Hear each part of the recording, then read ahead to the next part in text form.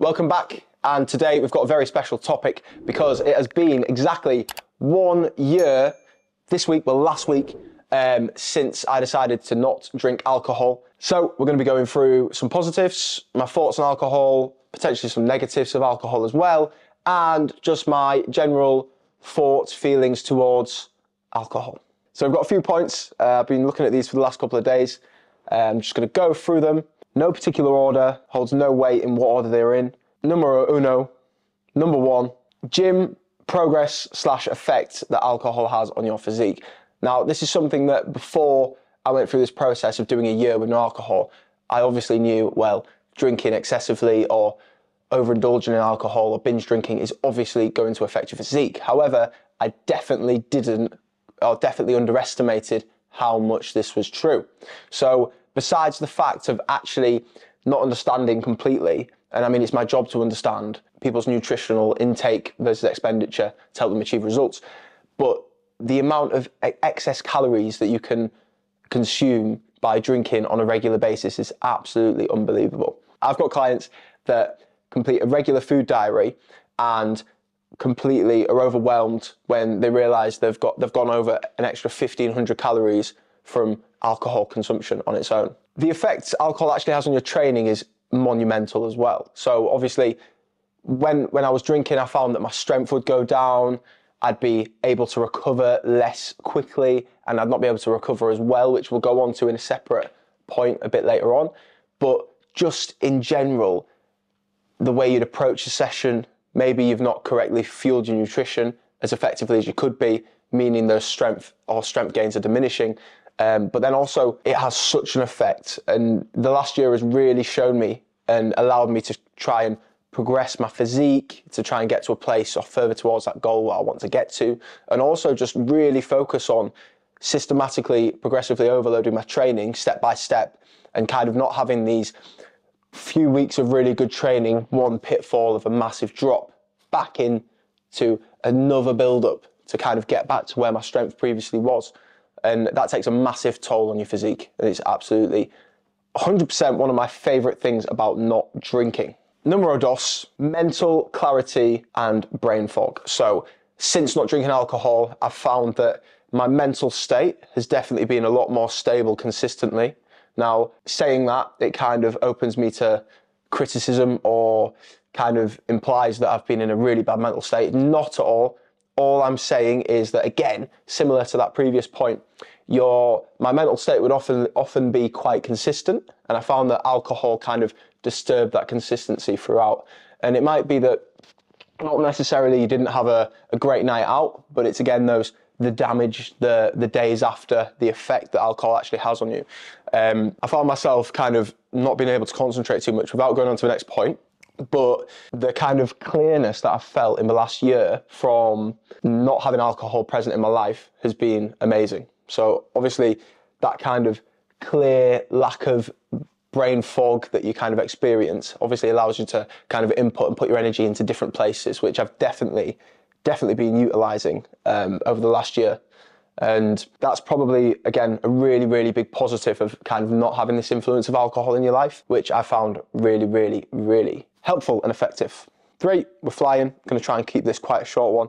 Productivity, more stable mood, maintaining a busy lifestyle. Now, if you know me, you know I kind of try to juggle a few things, and I've got a few things going on. So from working at Tumble as a competitive gymnastics team gym coach, to running an online fitness business, an in-person PT business, and athlete strength and conditioning with Gymnasts, and another club, and a gymnastic camps business, it is kind of hard to balance them all. And now I found that when I was in a state of having had a drink the night before, or having had a binge drinking session, or whatever you want to call it, that my kind of motivation and focus to complete these tasks that needed to be done in order for these things to kind of progress the steps they need to was definitely diminished. And again, I found that with a fresh mind, I can come in, focus on a task, try to execute best as possible, kind of move on. And again, I think the overwhelming kind of comment or overwhelming look on all of this is obviously if you have a serious problem with alcohol and you have quite a bad relationship with it, and we're kind of coming at an aspect from I was never a daily drinker. So if that's you and you feel like you've got more of a problem, you need to maybe look a little bit deeper into it. I'm definitely coming from this aspect of I'd have a binge drink every now and again, maybe on the weekend, whatever. But it's this kind of, you might build up through your week. And obviously the way I kind of work my career isn't really, I can't not work the weekend, or the whole week is just thrown. So I'd have this maybe build up through the week, getting ready, nice productivity, then spike, just have this drop off, Saturday night, whatever, Friday, Saturday night, then the next day that's affected. And it's kind of these dominoes effects, like not only just this, it's just like one by one, slowly, the next thing just drops off, goes slower, and you wake up and it's Monday again, you've done nothing productive with your weekend. And like I say, that it goes back into that other point. It's like, I'd wake up and be like, I've got so much to do, but you don't want to do anything. And a big part of me, I feel like I need to be achieving, progressing, striving for the next thing. And I found alcohol really, really affected that. And like I say, I've got lots to focus on. I want to grow the YouTube. I want to try and help children and gymnasts the best I can across the board in all that I do. I'm still trying to help people change their lifestyles for the better. It is important I can focus and function to the best of my abilities. Next point, quality of sleep. Now, again, another thing that I knew within my profession was how much alcohol affected your sleep before I completed this stint of no alcohol. However, again, I didn't realise to what extent it actually did. I always just thought, oh, well, obviously if you come in at 4 o'clock and you're having disturbed sleeping pattern, and then you know what I mean, that's knocked on the next day, your recovery's worse, right, okay, yeah, sleep's bad. But honestly, the quality of sleep I've experienced in the last year has definitely been far superior to the sleep I've experienced with alcohol present in the weekends. So, massive thing. Like, besides just how much sleep you get, the quality of your sleep, your REM sleep, which is super important, which is kind of the best sleep you need to achieve. And also lowering things like your HRV, so your heart rate variability, these kind of things. It's that domino effect. So many things are affected. And it's like you build up for this one, do you know what I mean? Great night out, have a little Macarena in the corner of the club and have a few, do you know what I mean, a bit of a chat to a few Sheilas maybe, or a few Shanes, if that's you. And then you come off that and it's like, oh yeah, suddenly my sleep's affected. How's that affected? Like, so badly for the next few days from that. Obviously, quality of sleep, being hungover is the worst thing in the world. I'm not good being hungover. And again, that kind of affects on everything. So quality of sleep is awful, shock horror when you drink consistently or binge drink on the weekend. Point 4, I think nutrition, and again, kind of glazed over this on the intro for the video. Your nutrition takes a massive, massive toll from not understanding how many calories you're consuming, but also the quality of your nutrition. So again, I went through, you can overconsume alcohol and not understand how many calories are quite in that, which is kind of an educational problem. Then once you get past that, also understand the quality of the foods you're eating when you're hungover, okay? Nobody ever has woken up hungover, I would like to say, and said, I feel absolutely rubbish. I'm gonna make sure I meal prep today, consistently eat really clean, whole foods, high protein, stick within my calories. It is, I feel rubbish, I want a kebab, I want a pizza, I want to demolish it all, and you end up feeling inevitably worse and looking worse. So your nutrition takes an absolute hammering, and also the decisions you make when you are drunk or hungover. Like when you're drunk and you have a few drinks, it's not just a few drinks, it's a couple of slices of pizza or cheesy chips on the big market at the end. It's massive. And again, it's people, I see it all the time. My clients, they work really hard all week.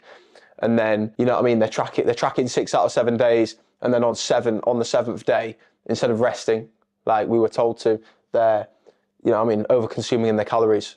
Social pressures, everybody drinks alcohol. Now, this is by far the hardest part of trying to complete a stint of not drinking alcohol. So obviously, being British, it is a massive, massive culture thing to kind of have a drink with the lads on the weekend or whatever, a few bevs, that kind of thing.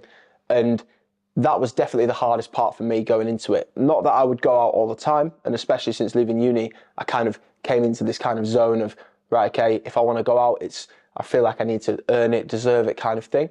But being at these social events, and I mean, I've been out quite a few times in this period where I've had to kind of say to people, look, I'm not drinking tonight. And kind of initially, you kind of either get this kind of, oh, like what? That's weird. Like what? So people either kind of assume like you have a problem with it, like a serious problem, so they can be sympathetic, or they're kind of weird or off with you. And it's really, really hard in a lot of these situations to kind of keep that will and just think, nah, actually, like I don't need to drink. I'm going to do this, going to have a good night anyway. And I think that shows a lot about your character, but also your determination that you can carry across into other areas of your life. And Chris Williamson puts this really, really cleverly. And obviously Chris, somebody I look up to quite a lot, has a Modern Wisdom podcast, did a really good quote from his days promoting on the streets of Newcastle. And he said that nothing good happens after 1 a.m. in a nightclub. And I think it was 80%, he said, of the night out you can kind of enjoy if you say you went home at 1 a.m. And again, it's this kind of thing where if you can get in these situations where you have to put yourself out there, and people depend on alcohol to develop confidence, to be able to go chat to that girl, to be able to do all these things. And I feel like it's massively developed my confidence in terms of being able to, I'm not drinking tonight, but I'm still going to chat to them. I'm still going to have a good night. I'm still going to put myself in these situations that some people definitely depend on alcohol to do. So I think that is absolutely huge coming off the back of that. But by far the hardest thing is the social pressure from other people. And like I say, if you can conquer that, I feel like it shows massive willpower and strength and determination in your personality and characteristics that you hold. So well done if you can do it. And I definitely recommend doing it for a period of time. And even, it doesn't have to be drinking, but kind of being that person who can say, okay, I'm not going to be a sheep. I'm not going to do this, whatever. And I've been in some really, really good situations, tricky situations where I found it hard. And then just like that, right, okay, focus, yep, whatever. And I've never, ever woken up the next day after being out and being sober and thought, I am so gutted. I didn't get smashed last night. Never, ever. I think that's something people miss out quite a lot. Okay, so going forwards, I think I've been toying with the idea of what to do. I think what I'll kind of slip into is how I was before, and drinking in very, very kind of special or certain circumstances. So that might be 1 or 2 when it's someone's birthday or something, or it might be a special event, but it's definitely going to be after I feel like I've deserved something or earned it or worked towards it, because I think that's what makes it really enjoyable for me. I feel like being able to say, oh, look, have a bit of a relax, we're doing this after we've achieved A, B, C. That is my kind of relationship, I think, with alcohol in terms of how I want to do it. So kind of seeing it as a reward. And I know it is mental to think that alcohol is a reward, because I don't feel like I need it to be. But I think it's the social activity and kind of surrounding and settings that comes with that. So I think we might be having a few cheeky ones at some point in the near future. And again, these are only my opinions and experience with not having alcohol for 365 days. Well, a little bit longer than that. We will see. And these are only my opinions, obviously, with alcohol, my relationship with alcohol from not having any for 365 days. Well, a little bit longer than that. So I've read quite a lot about this, and I've definitely listened to a lot of videos from Mike, Louis, shout out Louis, and Andrew Huberman as well. So if you want to learn a bit more about it, I definitely recommend listening to Andrew Huberman, the Huberman Labs podcast, talking about alcohol and the effect it has, because it has delivered some really, really shocking data and kind of puts it into perspective really well. And I want to finish with a quote from Chris, which says, alcohol is the only drug where if you don't do it, people assume you have a problem. And I think that is a very fitting way to finish the video. So remember, make your own decisions. You want to be able to think clear about those decisions. You want to be able to learn from those decisions.